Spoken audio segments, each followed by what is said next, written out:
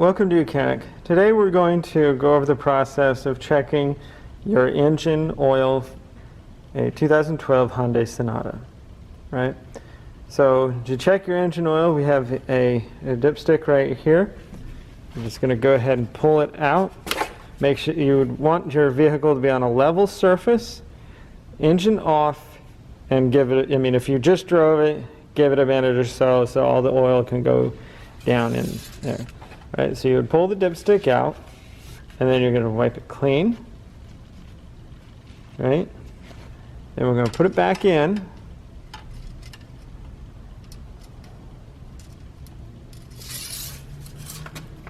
Okay, and we'd pull it back out, and this is how you get best reading.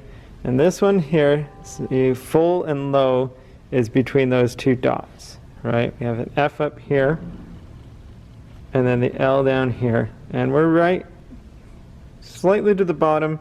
That's right in the middle, so it's in the proper operating range for this engine. All right, and we're going to go ahead, put this dipstick back in. But say you checked it and you were below that line and you needed to add some oil. Where you're going to add oil on this model, or on this engine, it's just back here. We've got this little cap. You just go ahead and twist it to the left. So that'd be counterclockwise. There. Probably be the best option to get a funnel for that.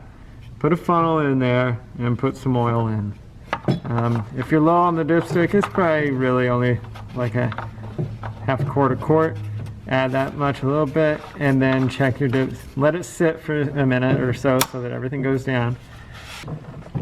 And then go ahead and check your dipstick once again to make sure it's at the right level you would like it to run at. And if you need to repeat the process of adding a little bit more, add a little bit more. But always want to make sure that you don't overfill the engine oil, because it can cause catalytic damage and so forth if you have too much oil in your engine. So that is how you check your engine oil on this Hyundai Sonata. Thank you for watching.